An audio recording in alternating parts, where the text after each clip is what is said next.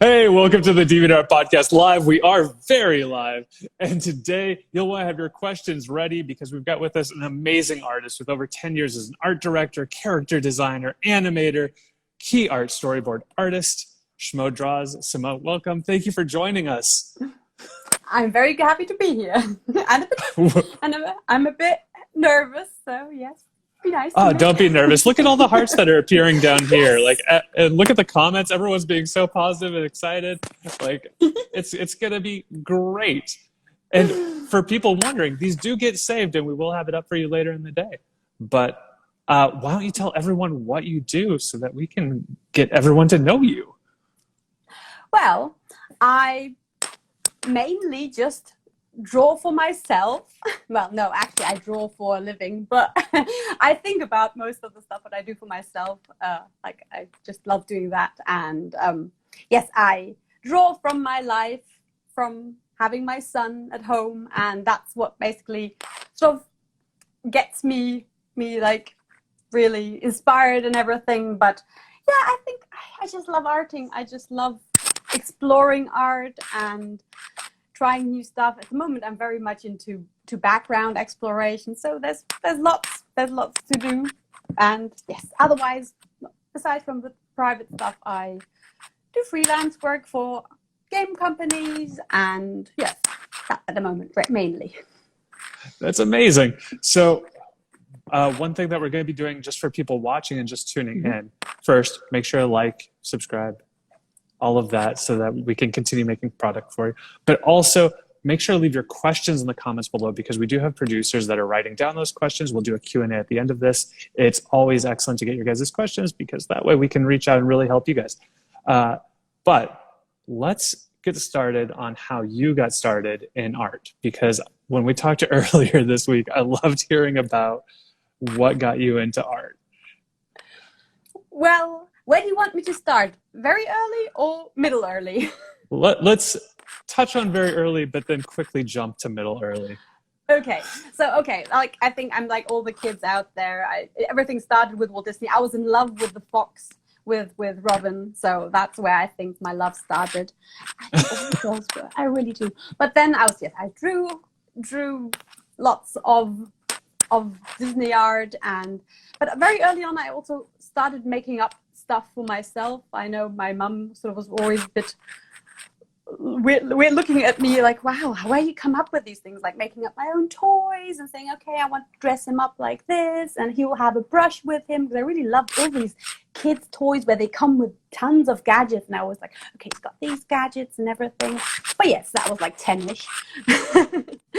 And yes, then later it was anime and manga for me. I got into it probably like all people, like with Sailor Moon and stuff, not knowing that it was anime around me before, and I always just liked all the cartoons and stuff. But I think I always liked tons of different stuff of art, and like not only anime, just also the Franco-Belgian stuff, comics, and yeah, at some point I just sort of thought, okay, I might try to do a comic, and that was like 15, and it was so much work. I hated doing that. So I got into 8 pages or so. That was quite a lot. But yeah, so that's where it probably began for me. Yeah, that's awesome. I think a lot of people really did start in similar things where they found something that they really loved and really like resonated with, whether it's a cartoon or a comic book, and they really enjoyed that and were able to pivot that into their art. Something that I'm seeing real quick is just watch your mic. I think it's hitting on table. There we go. I'll just put both earphones plugged in and nothing will be hitting anything. Okay. There we go.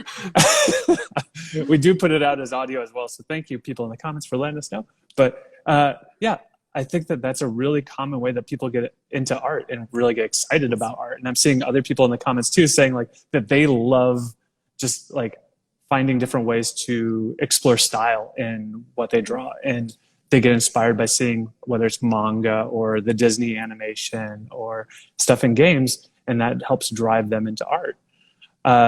So right now, you've been making a lot of art and putting it out on social media, and you've been finding a lot of kind of fun and exploration in that. So I'd love to kind of go into what you are working on right now and what you've been putting out across your channels. Well, I think it is, as I would start like by saying, okay, I used to just sort of spread out very generally, like doing illustrations and stuff, and just sort of never really looking for a style, more just trying new stuff out, sort of always saying, oh, I like that one. Oh, no, I like this. And sort of always just taking bits and pieces of stuff which I liked and always incorporating it in my art, and actually never really trying to achieve like a certain goal or anything. Just sort of, I think the most interesting thing about art is learning more. I just always like, I want to learn more. I want to do this. I want to do that. And that was before. And now I still want to learn, and I still find that fascinating. But the facet of, telling stories has grown as a big part of my life. I don't want to do comics because comics are so much work, like real comics. Sequential art is terrifying. Yes. Storyboarding is as well, but I do like that as well. But it's very exhausting. But that's why I find my happiness in like 3 panels, and that telling like just a small relatable story from my daily life with my kid. And he presented me with so many stories, like on a daily basis, especially at the beginning, because it was like, oh my God, I've got this little human and he does stuff, and everything was amazing. So, and I mean, other people, parents, just tell other parents or other friends who are like, talking about his kid again, but I can just put it into my art and have other parents relate, but also other people.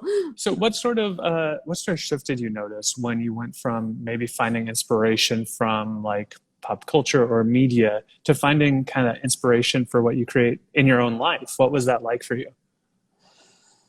I think it was really the relatability what changed most, because I mean, there's lots of artists out there who are brilliant in lighting, character design, in all these. I mean, I'm good at this stuff too, but I think what makes it special is when there is like a true core to it, and this truth. I think that's important to me, and it has grown more important ever since. Like I'm always struggling in defining what kind of artist I am, because I mean, I told you I'm like a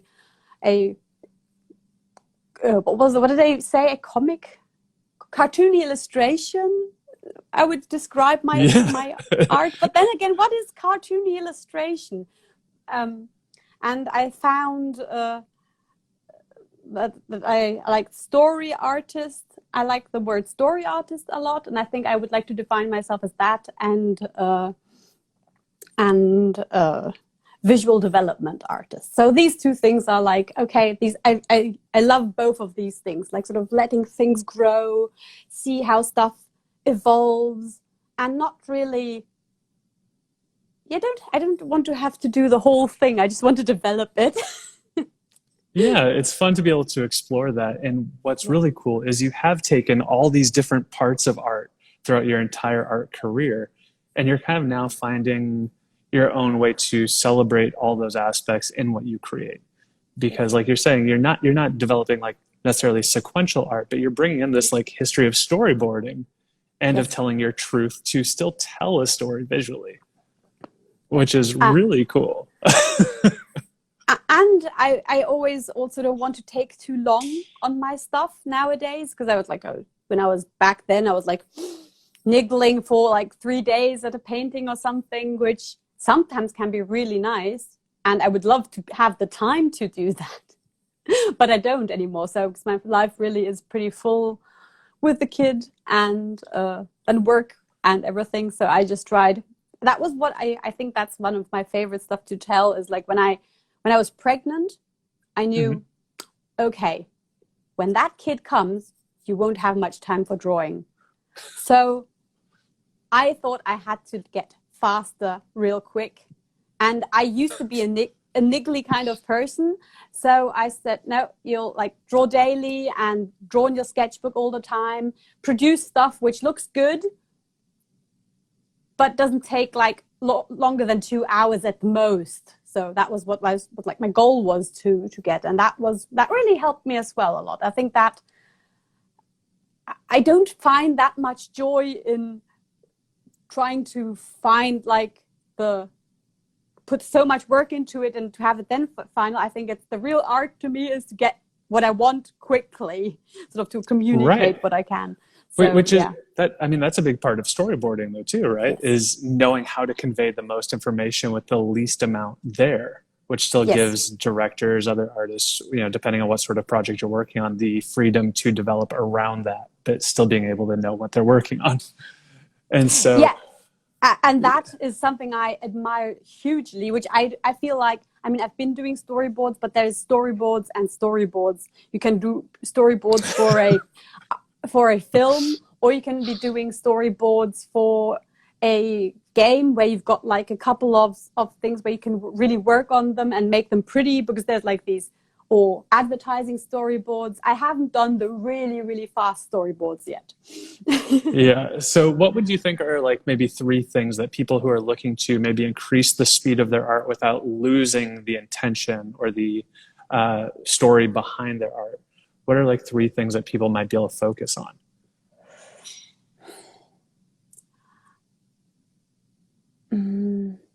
I think thumbnailing is really, really, really important, and being able to sort of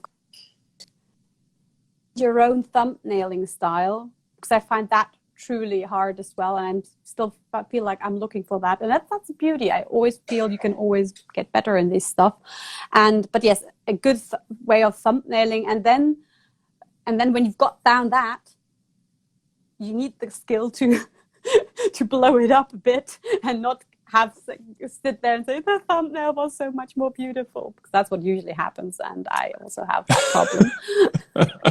Like I think I hate everyone gets transferring that. it, but then you can. That's the good thing about iPads and stuff, because you can just say, okay, and now I'm just drawing exactly on that little thumbnail which I did, and I don't have to redraw it. I hate redrawing stuff.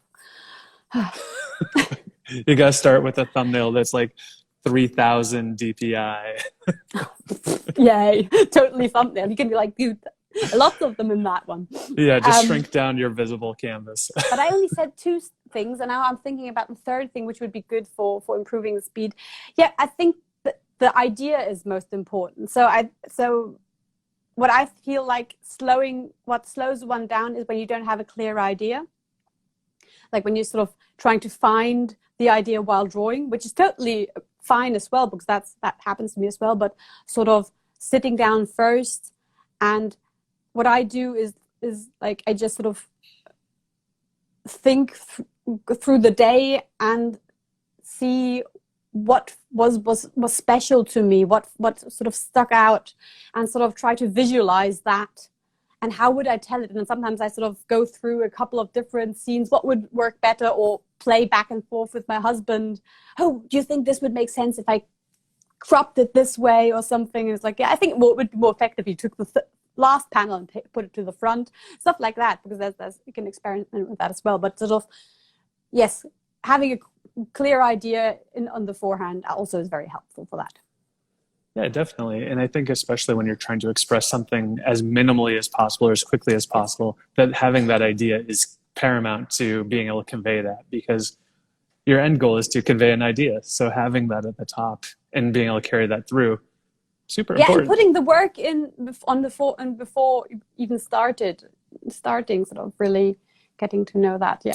Yeah, and I think that's a thing that not to tangent too much, but we talked about like social media earlier, and I got so excited because I think that, and something that I always get caught on is people see the finished product on social media. They see like this finished thing, and there's so much work prepping for what goes into the art and developing it and really like conceiving the idea and telling the story to it, that like hearing artists like yourself who are so amazing and established and like do such great work talk about that really, I think, helps deliver that impact that people need to know, that it's not just you create this thing and it's done, that there's this prep work into it. Yes. I feel that's why I like posting the process of stuff. That's because I think that's what I like seeing from other people as well, because I just sort of like seeing, okay, how do people get where they go, and then just when I get an art book which is only full of finished art, I'm totally disappointed. I'm not really that interested in that anymore. Because I mean, yes, obviously a couple of them, but then I want to see the sketch and everything. So that's to me is, and that's like with everything, it's always the process of something. I mean, obviously the Ghibli backgrounds for them, they stand for themselves. I would take a book with only those as well. But then if that book was prop full of them sort of photographing how they were sitting there drawing it, oh God. Mm-hmm. Yeah, there's something about seeing, like you said, the process where you get to see that exploration and why did you choose this over this, or why did you pivot where this building was, and being able to kind of reverse engineer it and say like, oh, this is helping frame better by having this here, and seeing the thought that goes into it is really exciting. Yeah, I always feel that I get a new angle into my art through seeing how other people do it. And it's not always that you get this aha moment, obviously, but you're kind of waiting for that to happen, and just sort of seeing how people organize their layers can be so helpful, because it's like when you're sort of starting in digital art, you're like, all these possibilities and what can I do with them, and just sort of seeing, okay. But then there's also the other part of what works for me, and just sort of balancing it. Okay, these people do it that way. I just can't do it that way. It's like, I think I was Nicholas Cole, watching him, a live stream of him and how he was sketching with this special pencil he created, and he was sort of saying from Tara's brush set, whatever, and he's saying like, this is the best pencil, and I was like, oh my God, I want to try that pencil. And then I was so frustrated that I couldn't get the same effect of beautiful, lovely sketches like he does, because I had the same tool and it didn't work the way he had it. Yeah, well, it doesn't work for me, but I still got it because I had to try it.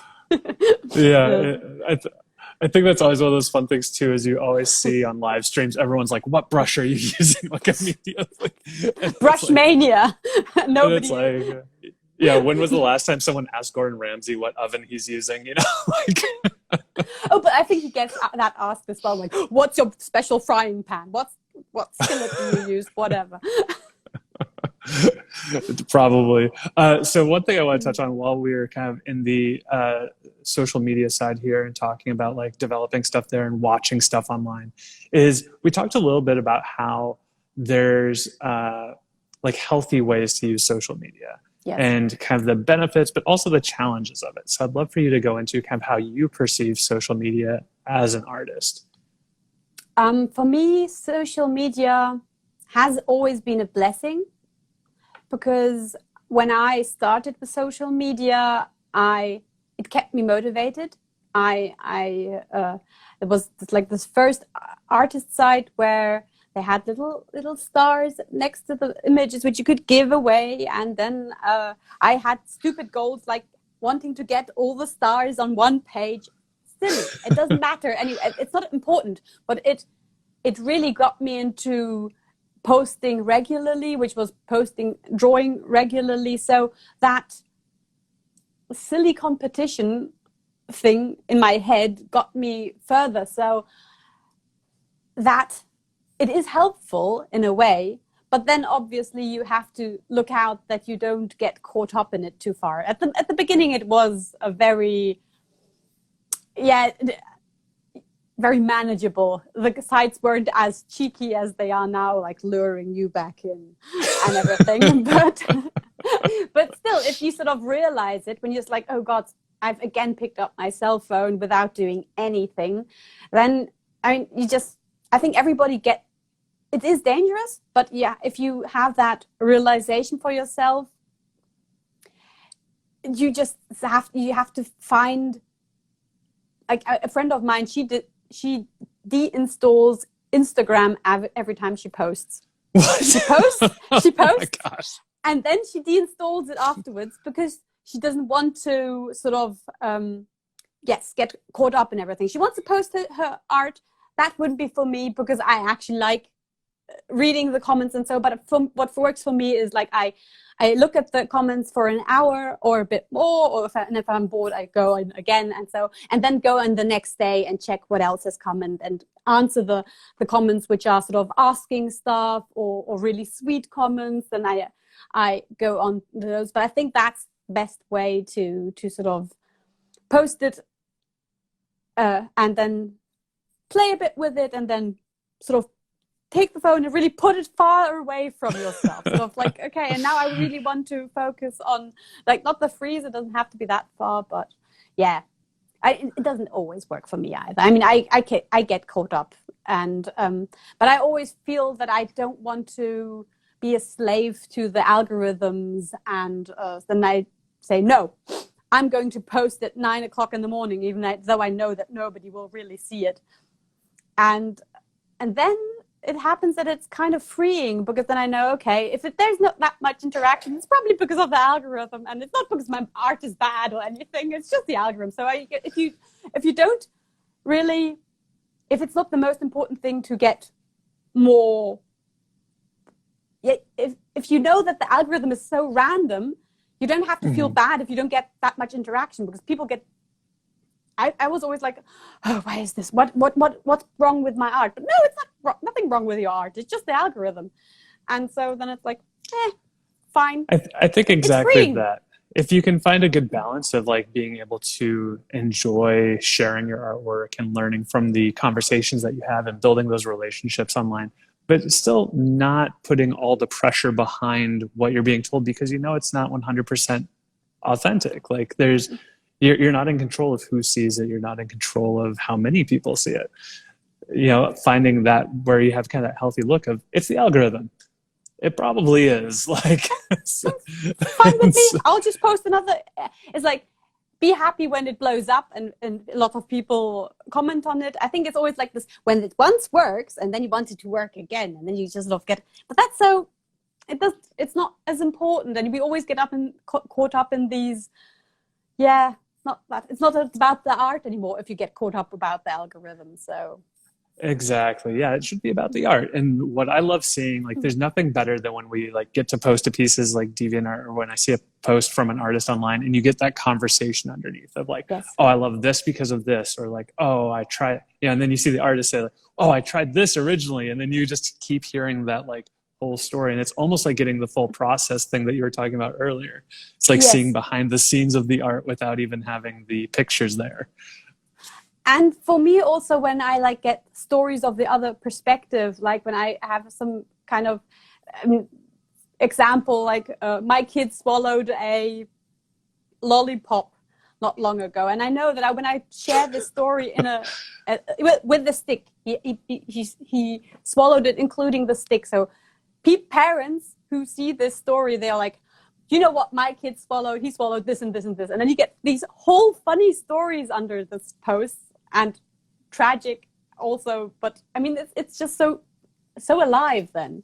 And that's what's really nice. Yeah, I think the communities that can be found online are amazing. Like, finding that community and being able to celebrate with them is like one of the best things of the time we're in. Yeah. I see people in the comments saying that they love your book. It makes me so happy to see people talking about it. And I keep getting distracted. I keep looking at all the art behind you and trying to like ID all the pieces. And again, people in the comments, we are doing a Q&A at the end, so leave your questions now. We'll ask again later, but get those questions in so that we can have a great Q&A. So something that we talked on earlier too, that like, I really loved hearing from you, is the idea of style, because the number one question whenever we prompt for questions, how do I find my style? How do I develop my style? And I think that you have such a healthy outlook on that I'd love for you to be able to share that with everyone. I sort of nudged on this at the beginning, and I'll sort of go back to that then. I really, really, really don't care much about style.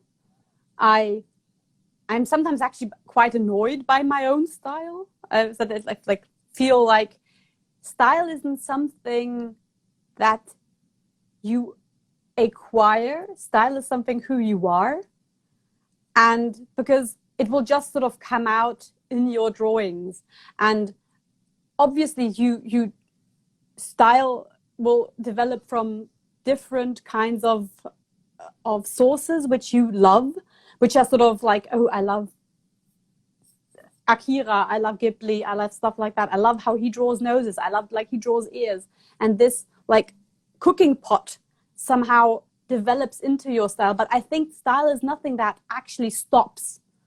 So, and then when I feel like, oh, I don't like how I draw this and this, then I just sort of sometimes go through my own drawings and like, I remember being like this and drawing stuff like this. But that's not the way. I don't think that that's actual style. I think that it's just something like handwriting. It just flows out of you, and it will come. That in combination with all these different inspirations, that's the style. So you actually can't do anything but get an own style. You will always get one. You just have to do a lot. So that's. I always think, oh boy, why are you all worrying about it? Just draw, because it will happen. And I think that's, yeah. And I always take it, and I develop it for myself in a way by taking bits and pieces from myself. Then again, when I think, okay, you're going in the right direction here. This is something I would like to explore further. And then I just sort of go there. Or I think, oh, I remember that when I did something this and this, and incorporate that again. So it's something so alive and growing, and yes, I think it's also beautiful. I don't think about it much because it just happens. But yeah, sorry, it's like I'm like no, here. That's exactly it though. Like that's so true. Is like you develop your style. You're never. I don't think you ever fully achieve a style. You always have a style, and the style is just where you're at right now in your art journey. And it's about finding. And it depends on the artist. Some people do have like one signature way of drawing, and they're happy with that. And maybe that you could then say, okay, this is a fine finished style. But I think that's only what happens when they are made to stay there. Like, I think that can be a problem for some artists when they're like, oh yes, we just want you for that style. And then they have to do that all their life, maybe. And that, I think that's really tragic. But then again, maybe they just like that. But I'm somebody who just loves trying out lots of new things and don't want to be stuck on one style. Yeah, I think that you see a lot of people who, like you said, it becomes a job to have that style. And yes, that's a really great thing to have, that skill of I can lock into this particular look. That's very yes, marketable. That's great. But I think a lot of the people who do that still have these other explorations in their personal work. So their style is still improving, and you may not see it in the job lock-in, but you may see like maybe their backgrounds are getting more detailed than they used to be. You yeah, might see these things coming over from their personal studies into that work still. yeah, yeah. And I know I did so much different stuff, cartoony to really realistic, but then people often tell me I can always tell that it's from you, because even though it's really different, it's that handwriting in the background that will always sort of pull it together. And if people are familiar with your art, they will see it. I can always tell from my friends who did what, because I just sort of know their art, and it's not because they're looking for their style, it's just because they have it. Yeah, I love the way you speak on this, and you're so good at speaking on it. And I know that part of that is because you teach a lot and you make a lot of tutorials and tips.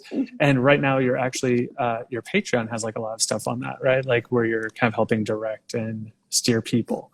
Yes. I helping people find how art works for them has always been good for me. I don't know, I just sort of did it naturally. I think that's why I became art director in my other job, because I was like, in my job, I wasn't even the main artist, but then the other ones, like the animators, like, something doesn't work, and we were both going over the animation together. Yeah, how can we do this? And I always came over, even if nobody asked me. I think I wasn't that annoying person. I think I was helpful. No, but the art director then was always going to say, go to Simone, she'll help you. And then he left, and I was like, oh, okay, now I'm doing this. Well, okay, I'll keep going. But it just always was natural to me. And when I felt that somebody was lacking in a certain area, or it was like people were having problems drawing hands or something, I just said, okay, come on, let's do a workshop. And then I sort of organized and explained how I draw hands, and everybody's like, oh yes, this is so good. And so that's kind of very early. I was like 26. No, okay, maybe a bit later, but still I was doing it in my company. And yeah, and then it felt rather natural to just keep doing it. And I always feel that I learn most. That's so great, because when I sort of like, when I do on my Patreon, I do a post, okay, how do you draw hands, how do you draw feet, anatomy, whatnot. There's always, I sort of say, okay, and how do shoulders work? And then I have to research and have to look at it in depth. And by doing that tutorial, I learn a lot. So I love doing them because of that. It's like, okay, doing research work, which I wouldn't have done otherwise. And I feel like since I've been doing tutorials, I've improved a lot myself because of all this groundwork I've been doing. So you can study my tutorials or actually do own tutorials that try to teach other people. That's both legitimate. Yeah, I think that there's a saying that's like the best way to learn is to teach, because the questions you get from people while teaching are things that you might take for granted or not realize that you're even doing. Like your example of shoulders, like maybe the way that I draw like shoulder blades is just naturally my hand style, and I don't realize that what I'm doing is mimicking anatomy. But when someone says like, hey, can you do this? Or why do you do this? Then I can actually look into and realize, oh, that is anatomy, you know? And so you learn all these other things through the questions of others. It's kind of a really cool cyclical thing of learning through teaching, through learning through teaching. Yeah, I felt so with light a lot, because like colors and light, that's something like, there's a lot of things you do intuitively, especially when coloring, and some things work and some things don't. And you learn by sort of having to sort of sort, okay, this really didn't work.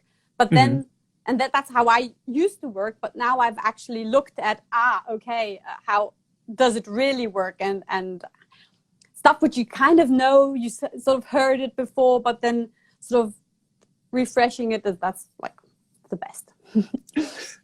All right, so I'm going to get us rolling into the Q&A, because we're getting closer to the end, because time goes so fast on these. Wow. Okay. Yeah. Yes. Yeah. You just looked at the clock, right? Like, yes, crazy. I did. I was like, whoa, 40 minutes. So really quick, everyone, make sure to leave questions in the comments so that we can ask those questions to Simone while we've got her on with us. And thank you for joining us. And again, just a reminder that in our bios, both of ours, you can click through and leave a caption on a piece of art, which can get you a Wacom tablet or a chance to enter to win a Wacom tablet. And we just want to help you like level up. There's no real tricks to it or anything like that. We just want to help you in your art journey. So thank you for providing the artwork for that caption contest. I almost took down my entire desk by hitting my cord. It's like looped through everything. But let's get into this Q&A. All right. So I see one from Ernest Illustrates that says, any tips for someone over 30 who wants to start a career in illustration? Draw a lot. I know that I know a friend of mine who actually started at 30, and he was so intense on doing this that he just did it. And it's really, really important. At a certain age, you can try to start whenever. It doesn't really matter, but you really have to put the time into it, because then you've missed out on a lot of things other people have been doing for a longer time. So I'd say it's basically a non-stop job. I mean, 8 hours a day drawing can sound a lot, but I would recommend it because you do have to put the hours in. If drawing is a lot about putting in the work. Yeah. I think that's the main, because other than that, other than putting in a lot of time, I don't see any problems. Then that's just the only thing you have to do.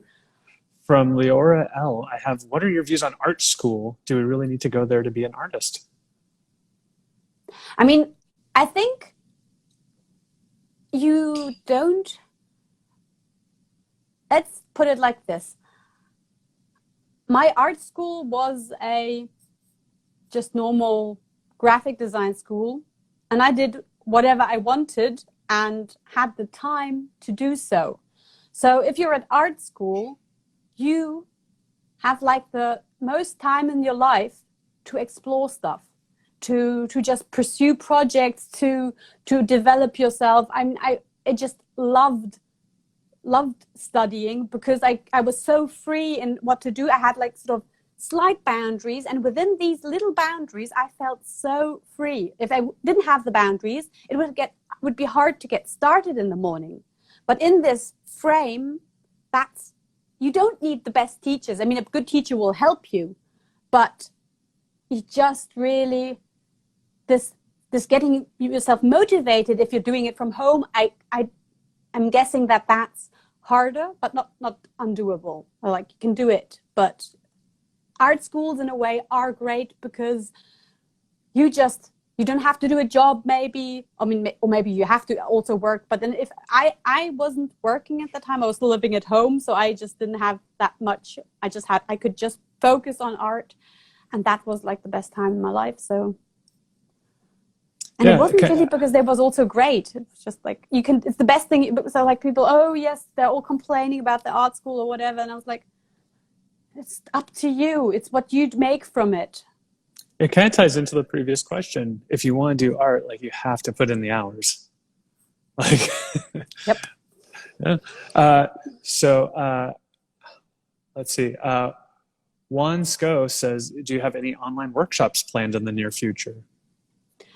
Well, workshops, not as such. I mean, I have lots of videos on my Patreon, but they're not like from beginner to advanced. But this is something I'm actually been thinking about, of sort of trying to structure all the stuff I've been working on, and then maybe starting a series of videos which start at the very beginning and go to the more advanced things. So, but it's not a real plan. It's just something I've been playing in my mind. So we'll see when that happens. So I see a question right now from Tom Wattell that says, which is more important, concept or craft? Also has them up. I mean, you need both, but I think the concept is still the most important, because the craft you can just sort of layer on top afterwards. I mean, you need a certain level to sort of communicate what you want to communicate. So, but then again, the concept to me should be the most important thing, and everything else is like sort of glitter. And some people follow people for the glitter or for the concept. But yes, it always depends on what kind of artist you really are, because I mean, some people have really fun in just sort of making beautiful stuff. Then others do beautiful stuff and have a concept behind it, which to me is the most high level stuff then. But yeah, that's still concept. Let's see. Oh, come on, where is it? Oh, so from our real me, they say, how do you balance making art for yourself, your job, being a wife, and a mom? You do it all. How? I have a secret. No. Since I don't do much else than drawing, my life is pretty boring. Like, I don't go partying, we don't even travel much. I mean, with Corona, but nothing before, we didn't do that much either. And no, we structured our lives really well in terms of, I mean, I work part-time, half day, I do my jobs, then I collect the kid, have him, and that's a really good break, because then I have like real life happening with him.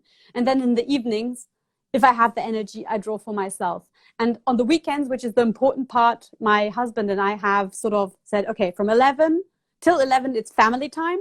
After that, 4 hours for me or him. And then in the other evening part, he has 4 hours or I have. And we switch on Saturday and Sunday. So we both have like the time in the evening where we can just sort of drift away from like 4 o'clock into the night. So that's actually quite a lot of time to have just to spend for yourself. And because we're both that way, we need time for ourselves. And Remus is fine with that. He knows, okay, mom and dad sort of switch with me. And yes, and during the week, we've got time together. So yes. I think balancing it out and knowing that you need that balance is really healthy. Like, that's amazing. I think yes, a lot of people... having a structure, really, just sort of, yeah. Yeah. Sorry. And no, never apologize. Come on, you're the guest. You're the special guest. Like, and we're all learning through you. So like, yeah, I think blocking out that time is super helpful. Like finding that time for yourself, whether you want to be doing your art or whether you want to be doing something else, but knowing that you have that time is really freeing. Yeah, and we realized very early on that we have to do this because at some point we were like, okay, we're both take care of the kid, and then we were just both done in at the end, and we didn't get anything done, and it didn't really help that both were doing it at the same time, and we were just so frustrated. It was like, okay, we have to sort of get this done somehow. Let's see. Art of Leo Black says, I would love to sell my art one day. Do you have any tips on how to get started, like selling, marketing, making that leap to being someone that sells their art? To be honest, that's really hard because I wouldn't know how to do that with my art either yet. I think there's some people who just have a style that is very commercial and that works for selling.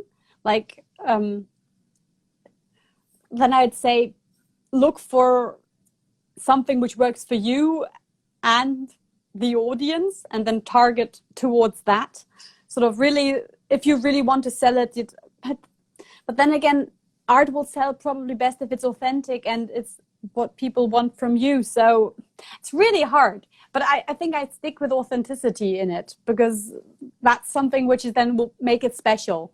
If you just sort of, yes, as soon as it's generic, you will really have probably trouble to sell your art. So pour your heart into it. Yeah, and there is that balance too. Like you said, there's authenticity, but you can find, like everyone when they say like, you know, cater to your audience, that's such a almost damning phrase because that makes it seem like you're selling out. You can also find an audience through your authenticity. Like if you do something that you're very passionate about and you're doing it with intent, you're going to find an audience that appreciates that. Like you said, it's going to show, it's going to feel special, and people are going to want to support that. So find an audience that is that truth. Yeah, because when I know that I, for myself, always use like, so see your art and you say, okay, that's something which a lot of people like. Okay, is this something I like as well? And if you both like it, that's something you want to pursue and the audience, then it's fine. Then it's, you're not catering to the audience. It's just sort of you going that way.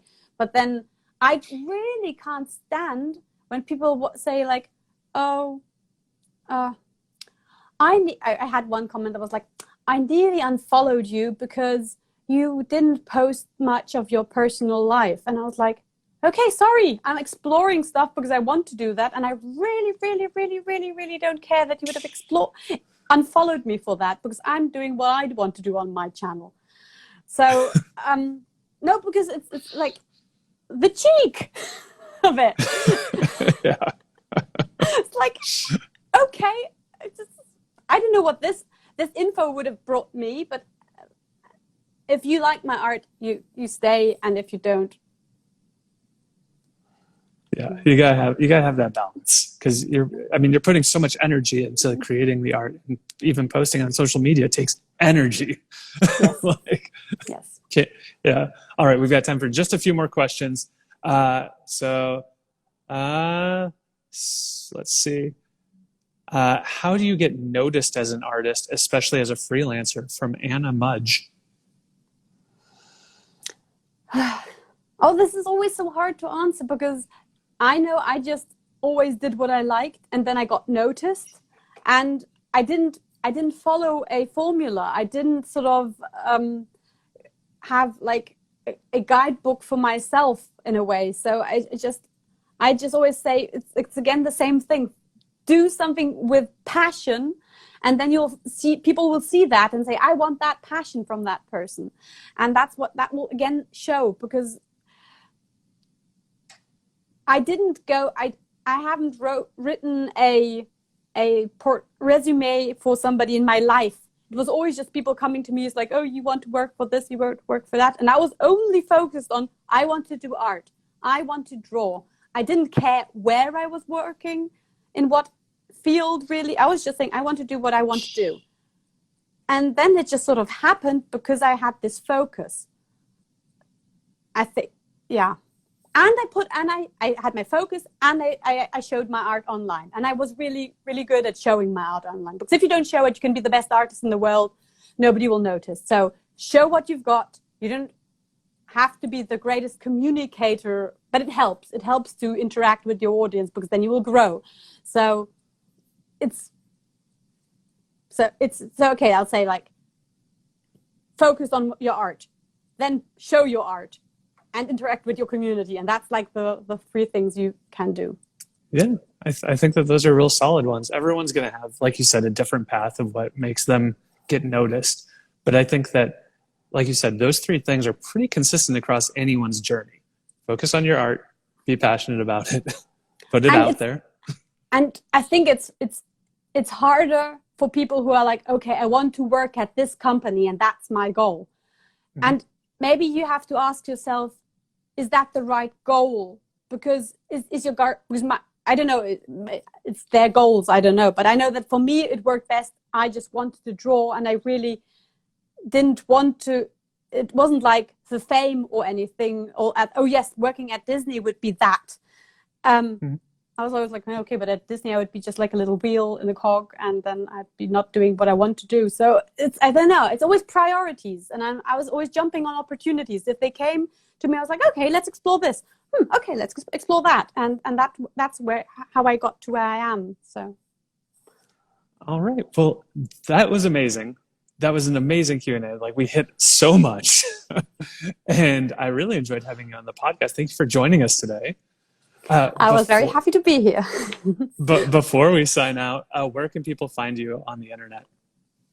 Well, here on my Instagram, and I've reopened my DeviantArt account because I felt that Instagram is very, very fast and everything, and I sort of enjoyed playing with my page and everything, and I wanted to keep that going again. And then Patreon, obviously, and Schmödraws, and yes, Facebook, Twitter. I'm not very active on Twitter, so Facebook not either, but I'm there. But yeah, it's probably Instagram and DeviantArt, and Patreon, so these three.